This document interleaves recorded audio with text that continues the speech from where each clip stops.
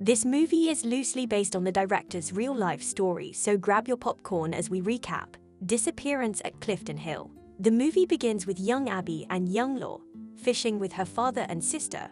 Abby brings the bucket of fish elsewhere. She finds a boy with a patch on his eye. As a car is about to drive by, he tells Abby to be quiet. The boy runs, but the people in the car come out and get him. They drag him and tie him back up and place him into the trunk. The kidnappers are a woman and a man. The woman keeps calling the man gay. Abby drops the fish and the two people drive away with the boy. Later, Abby is supposed to be taking a picture with her family, but she's dissociating after what she just witnessed. Suddenly, she notices the car from earlier, and the man in the car is staring at her. Much later, when Abby is a full-grown adult, she comes back to her hometown. She's there with her sister to go through the will. Apparently, their mom is leaving the rainbow into them and it's for sale. However, Abby wants to continue her mom's legacy by keeping it running. Law doesn't want anything to do with it, and she leaves upset. Eventually, Abby gets the keys to the Rainbow Inn, the place where she was raised. The inn is right by Niagara Falls, but apparently no one really wants to stay in the rooms. Later at a bar, Abby talks to a guy named Singh. Singh is disappointed that the area isn't very lively. However, Abby says it's because it's the off-season.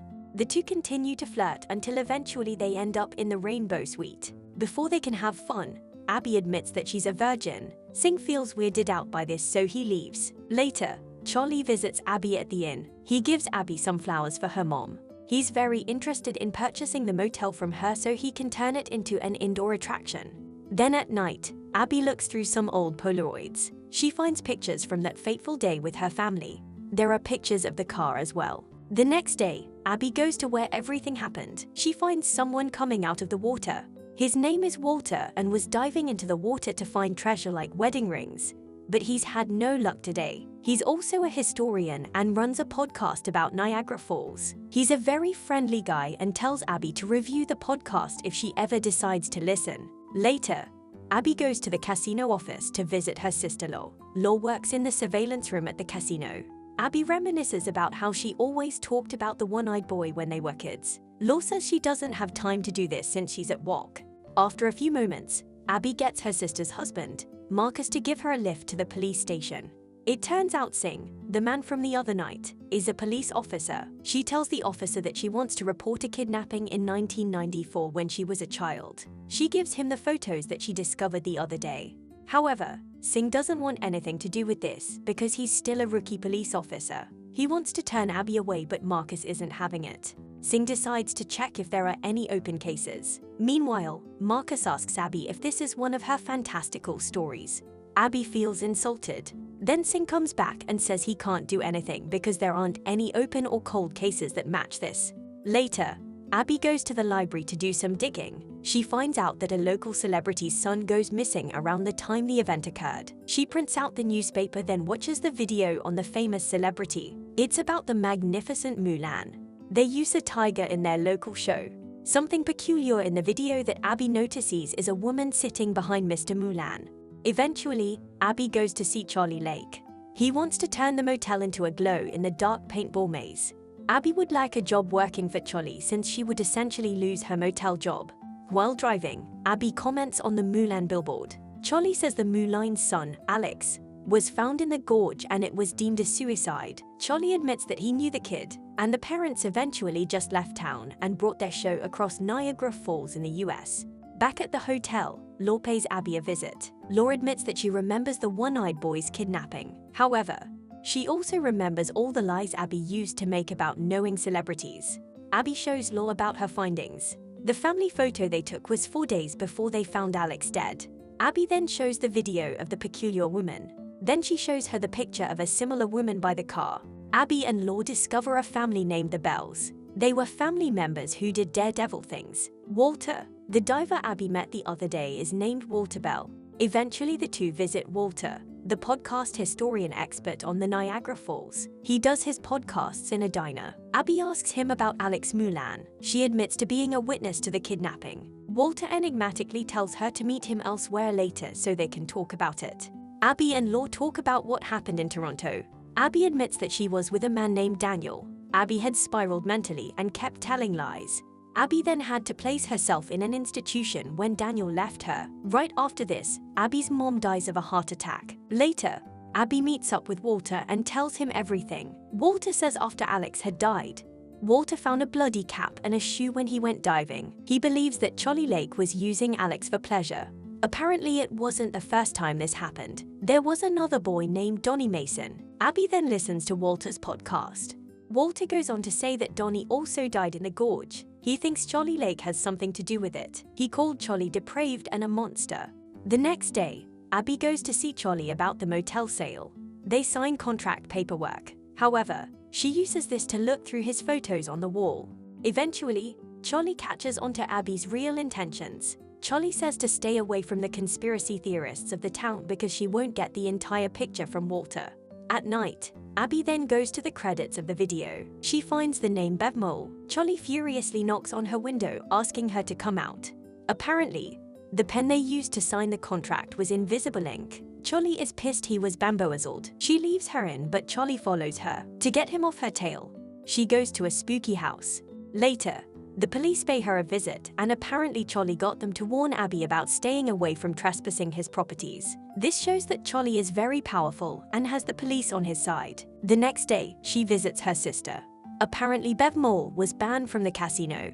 She had won the lottery a year after the disappearance. Also, Bev Mole's husband became paralyzed soon after. Then, Abby pretends to work for the casino and calls Bev Mole. She lies and says there was an improper ban on Bev. Abby is offering Bev a free place to stay and $100 credit to play in the casino. Bev agrees to this. Once the day comes, Bev Mole checks into the Rainbow Inn. Abby makes copies of Bev's license. Bev then goes back to her van, where she helps a man out with a wheelchair. The next day, Abby pays close attention to when Bev leaves the room. Abby goes to Bev's room. She goes to the room and finds the old man in the closet all chained up. The man wonders who she is. Abby lies and claims she's police. Before Abby unties him, she wonders about Alex.